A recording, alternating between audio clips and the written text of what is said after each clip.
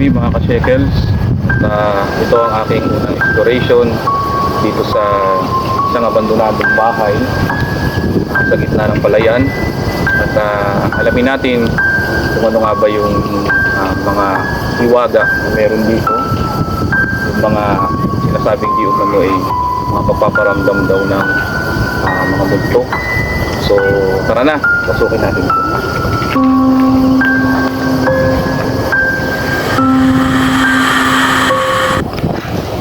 So yun mga ka-shekels, nandito tayo ngayon sa isang farm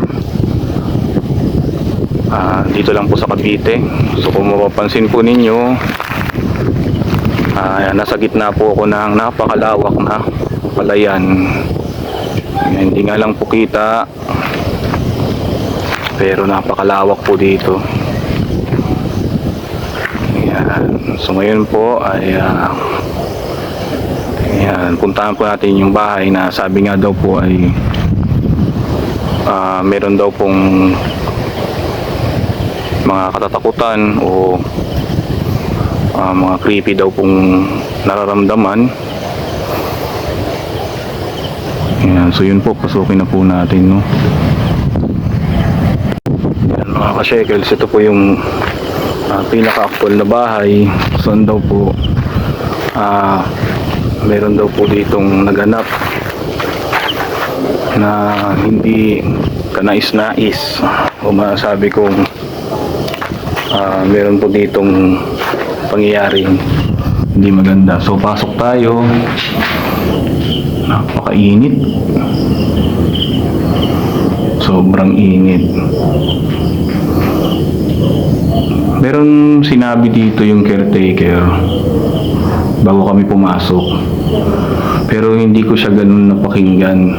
So aalamin ko mamaya ulit at magtatanong sa kanya kung bakit nga ba hindi na to natirahan tong lugar na to. So sa mga nag-explore po, mag-ingat po tayo kasi kung titingnan nyo po, delikado na po yung pinakakisami ng bahay kasi marami na pong mga nakalabas na kabilya. Anytime po pwedeng malaglag o masira, kaya lagi lang po tayo mag-ingat. So kung papansinin po natin yung bahay, meron pong bintana, no, na sa tingin ko po may tumira dito may tumira, pero hindi nga po nagtagal dahil nga may sinabi nga po kaninang caretaker habang naglalakad ako kanina, pero hindi ko lang po napansin. So mamaya po alamin po natin. So yan po, no. Ito po yung pinaka-kusina. Yan, ang kusina po ng bahay. Sa mga nag-explore, sigurado malalaman nyo kagad kung merong something o merong paramdam sa pagpasok pa lang po ng bahay, no? Pero dito po nakakaramdam ako ng takot dahil nga maaring bago lang kasi akong pumasok sa lugar na to. So iniisip ko yung mga takot na baka merong tao o merong sabihin nating mga adik na nakapalibot lang dito at nagtatambay. Dahil kung papansinin nyo nga po, ang lugar na ito ay palibot, ito ay farm, puro talahib po, puro halaman. So ito naman po yung banyo, no? Yan. So halatang-halata naman po na wala lang tumitira dito. At sayang po yung bahay, napakaganda. Ayan po. Ayan po, halatang-halatang napag-iwanan na rin ng panahon dahil nga yan nga po yung construction niya ay nakalabas na po yung mga bakal o maaring hindi po tapos. Yan. Sa pakiramdam naman po, dahil nga siguro bago lang ako nag-explore, sabi kong mayroon takot kasi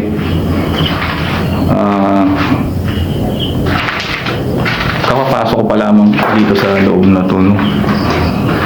Yan. So ito naman yung kwarto. Yan. So ito yung ano niya, kisame din na mawawasak na rin po eh. Kung titingnan ninyo, yan, bibigay na rin po itong bahay na to. At marahil hindi na rin ito tinirahan, baka may nangyari. Mamaya alamin po natin kung bakit nga ba hindi nila tinirahan, no? Yan. So ito po yung unang bahay. Mainit po yung pakiramdam ko dito. Marahil siguro yung tama ng araw dito sa bahay. At ito po yung bintana. Yan. Makikita nyo po yan, palayan po yan. So naramdaman ko pong mainit dito dahil nga siguro dahil sa sikat ng araw na nandito, na-absorb na ng mga semento, kaya mga pader naglalabas ng init. Napakainit po dito, ibang klase, para kayo nasa loob ng oven. Ayan, yan po yung sahig. Yan po. So ito po. Yan. So ngayon po, pupunta naman po tayo sa sumunod na bahay. Yan. Mga ka-shekels, ito naman yung labas. Yan, titignan ninyo. Yan. Talagang abandonado na siya dahil sa dami ng halaman. At yan po, mga puno. Ito po yung sumunod na bahay na papasukin natin. Yan, sabi daw po nung mga nagki-caretaker po dito, may mga paramdam nga daw po. So ayan, ito po yung sumunod pang bahay. Yan. Ganoon na rin po, may problema na rin po yung bahay dahil nga hindi na nga natitirahan. Yan. So ang pakiramdam po dito, may kilabot kasi siguro pag bago kang pasok sa isang lugar na hindi mo pamilyar o hindi mo ganun kaalam, siyempre meron kang tinatawag na kilabot o takot. Yan, so ito po yung lababo. Yan. Medyo napabayaan na nga po talaga. Hindi lang medyo, kundi napabayaan na talaga. So pasukin po natin yung kwarto. So kagaya lang din po ito nung kanina. Yan, kaparehas lang po nung isang bahay nating sinilip kanina.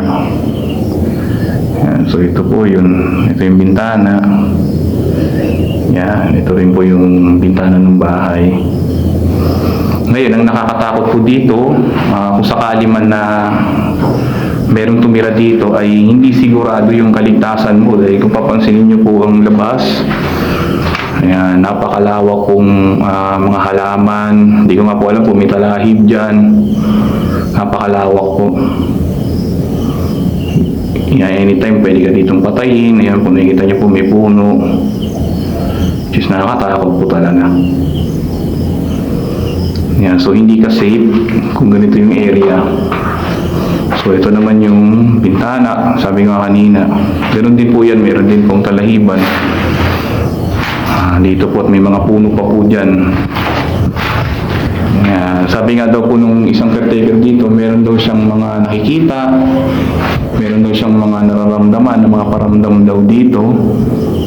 Pero hindi naging malinaw nga po sa akin gawa ng nauna po kasi akong pumunta. Bago po ito na interview nila Sir Joko, ni Sir Teng at ni Boss Beno. Yan, so ito yung bahay. Yan. So yun po, punta naman tayo sa isa pang bahay.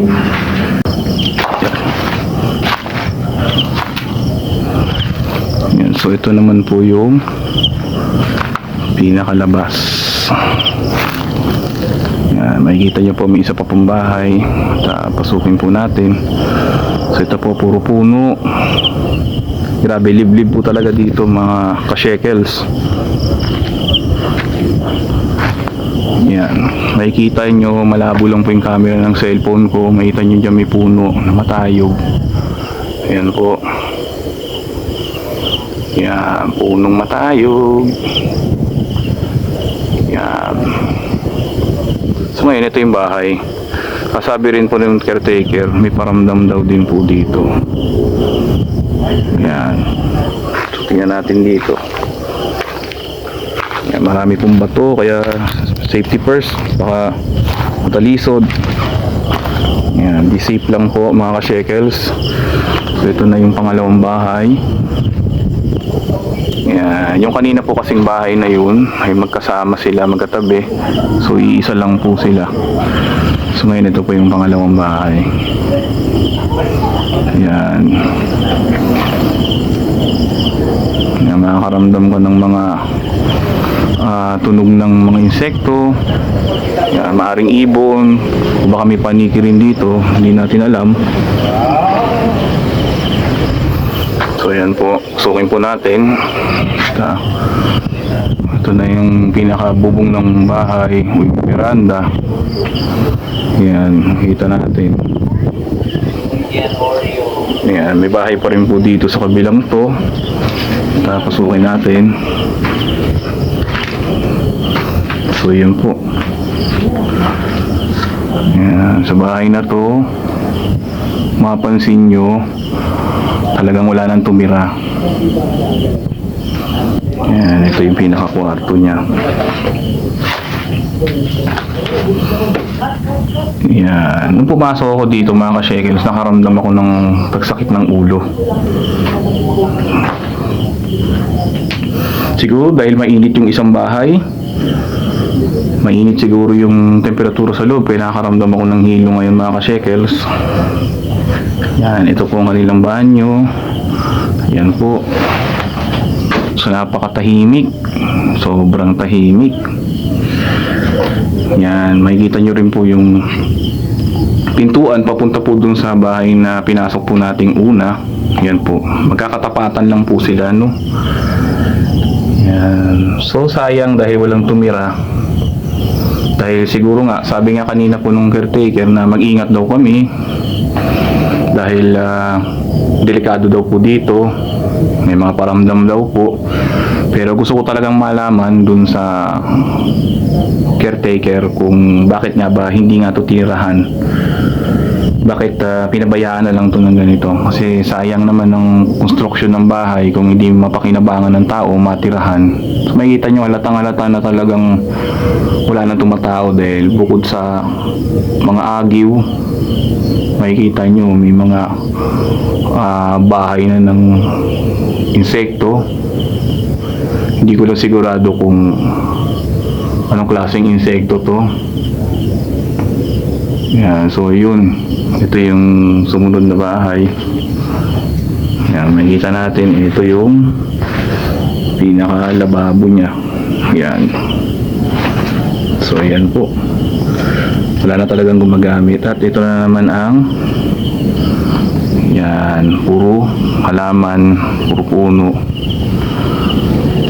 So ngayon, nakakaramdam pa rin ako ng pagsakit ng ulo. Siguro nga dahil nga sa init kanina doon sa unang bahay na pinasok, napakainit talaga doon mga ka-shekels. So parang nasa loob ka ng microwave oven. Hindi ko alam kung baka sa initan na ng tinapay yun, sa lutuan ng tinapay. Sobrang init. So dito may makikita kayong gulong. Yan. So halatang wala na talaga. Wala nang tumira dito. So sumunod naman ay itong bahay na to. Ito yung huli natin papasukin. Yan. So makikita natin, ito pa rin yung mga pader. Yan. Ito pa rin yung bahay mismo. Maaari sigurong may alaala ring naiwan dito ang dating tumira, pamilya, o baka may bagong tumira dito na umalis, hindi natin alam. So yun, puntahan natin yung huling bahay. So ito na mga ka-shekels, puntahan natin yung huling bahay. Yan. Ingat lang tayo mga ka-shekels dahil maraming bato.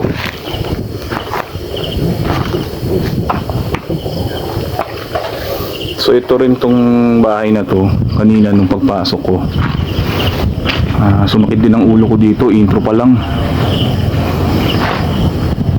Yan, ito yung ulo kong pinasok kanina. Sakit talaga sa ulo. Mapansin nyo, meron pang ano, number ng bahay. Tsaka ang construction niya, napabayaan na rin ang panahon dahil nga wala nga tumitira. Pero may hangir eh. Baka siguro meron ding napatira dito noon pero hindi rin nagtagal. Yan, kung mapapansin natin, ito yung kabuuan, yung pinakasala ng bahay o veranda. Talagang lupang lupa na. Sa gilid naman nun merong puno. Ayan, gandang puno rin ito, laki din.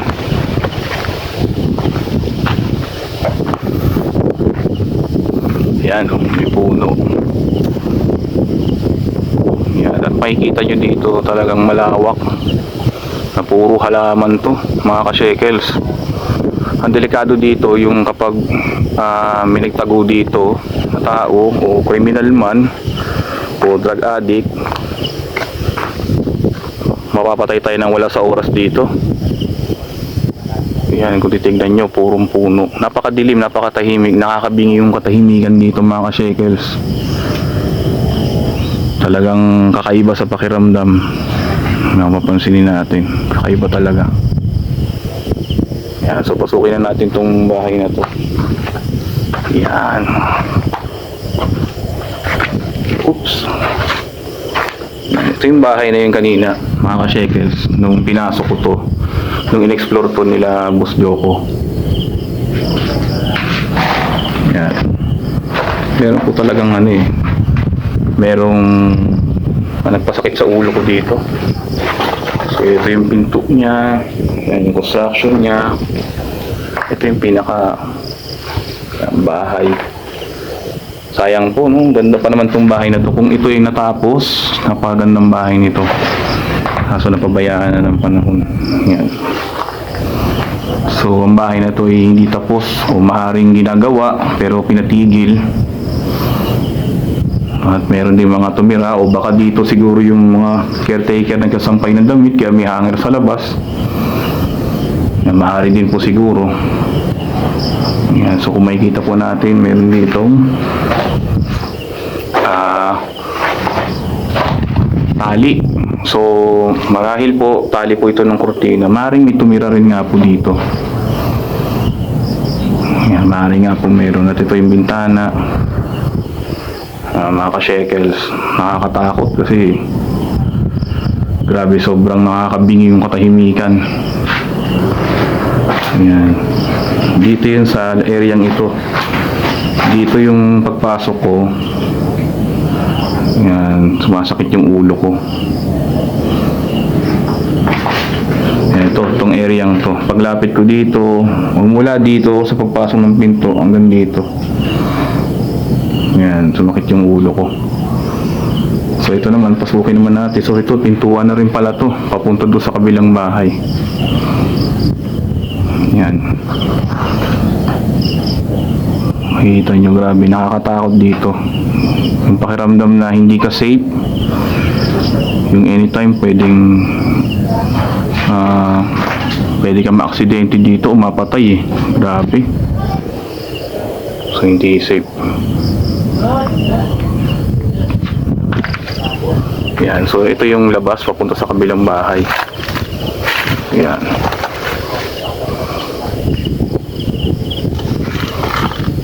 Yan, ito yung pader, talagang lumang-luma eh. At ang nakakatakot talaga dito, mga ka-shekels, to itong palayang itong walang katapusan.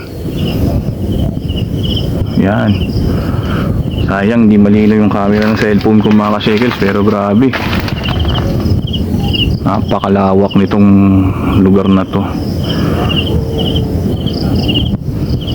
Kasi kung may nagpaparamdam man dito, magkakaroon ka rin ng takot. Pero higit na nakakatakot dito, mga ka-shekels, yung atakihingan ng mga tao dito habang ikay natutulog sa lawak ng lugar na to. Grabe, laki ng puno, ang mga halaman. Yung flashlight nga ito, hindi nga tumatagos doon sa mga punong ito eh, na nakikita ng mga mata ko. Sobrang labo na dito sa camera.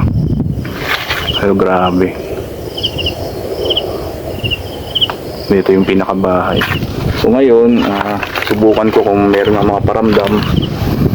Ayan, subukan natin. Pasok ko dito. Ayan, pasok tayo dito. Natin kung may mga paramdam nga ba. Wala pa kasi akong mga device, mga ka-shekels. Wala pa ako kasing mga device, pero susubukan ko kung totoo nga ba tong mga device na to, yung sinasabi ng EMF, ghost ball, tsaka yung voice box, yung spirit voice box.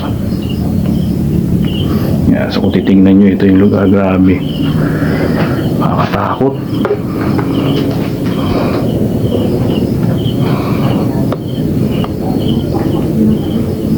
So mga ka-shekels, sobrang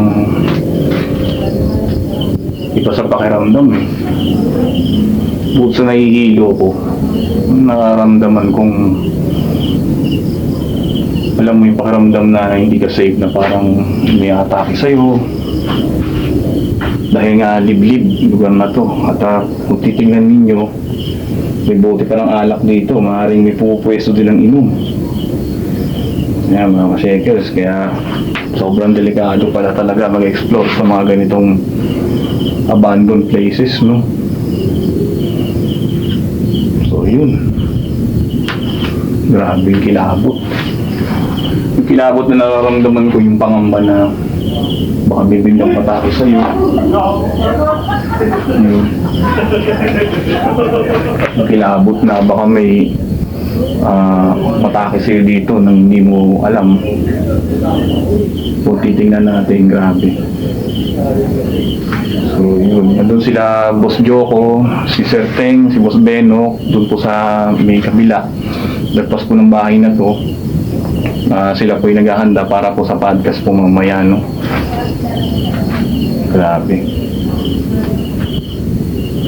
Ayun, maraming salamat mga ka-shekels, at salamat sa pagsama sa akin hanggang sa dulong ito ng video. So huwag niyo kalimutang i-like, i-share, and i-subscribe ang aking YouTube channel. Salamat ang marami po.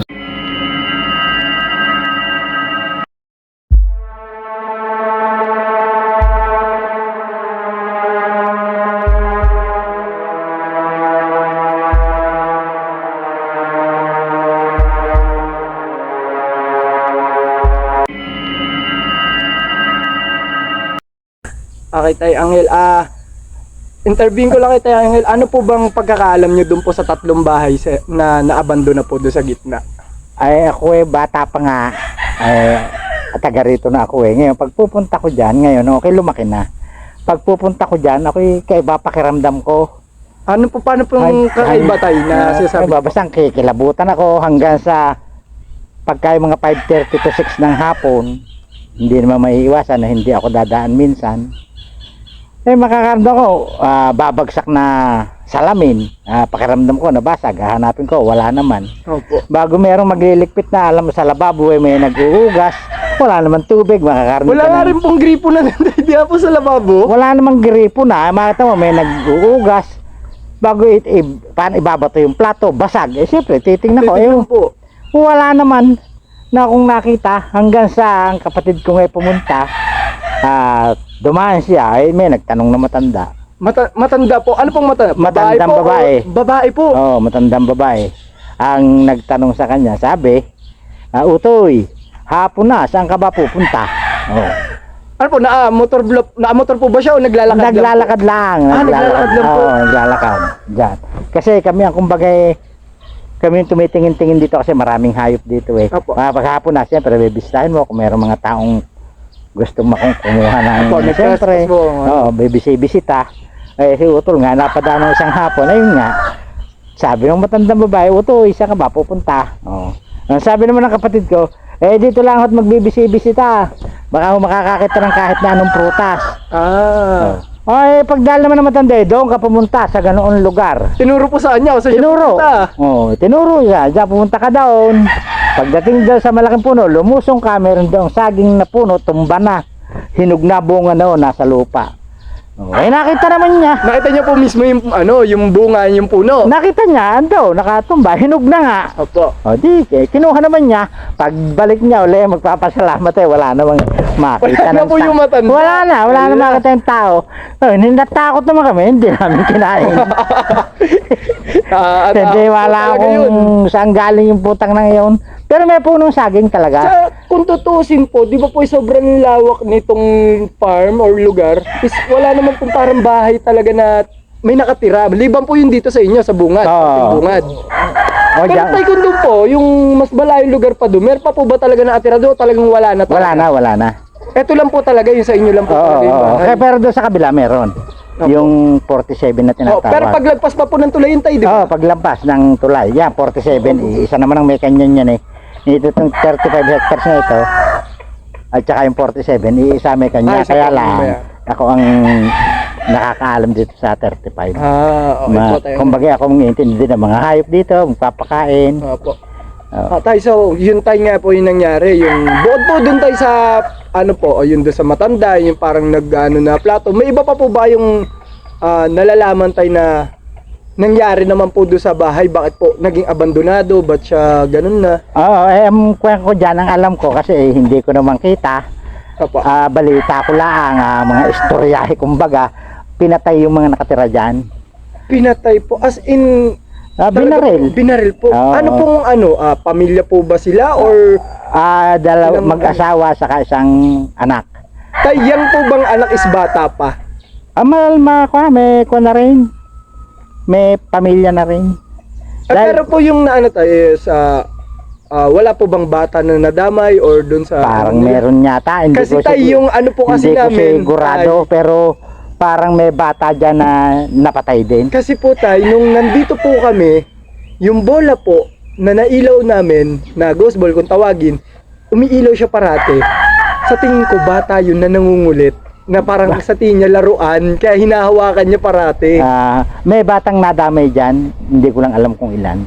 Opo. Yan. ayun, Kasi yan, halos pamilya naman yan eh. Yung tatlong bahay na yan eh. Ano ba sila tayo? Magkakapamilya po silang tatlo or iba-ibang pamilya po? Iba-ibang pamilya pero magkakamag-anak. Kamag-anakan din. Oo, magkakamag-anak sila. Kumbaga, parang magkapatid pa nga yung nasa dalawang bahay eh. Ay, grabe. Yung naando sa baba sa dito. Kamag-anak nila yung nasa gitna. Tayo doon sa tatlong bahay na yun po tayo. Ano po doon sa tingin niyo tayo yung kinilabutan po kayo or natakot kayo doon sa tatlong bahay? Anong nakidadaan nga na may bumagsak na salamin. Parang bintana siya bumagsak. Pagtingin ko may wala naman. Tsaka basag naman eh. Alam kong nabasag siya. Kaya lang wala naman salamin akong makita eh. Grabe. Na nabasag eh. Ay, sige po. Salamat tayo. Yan lang po. Okay, sige.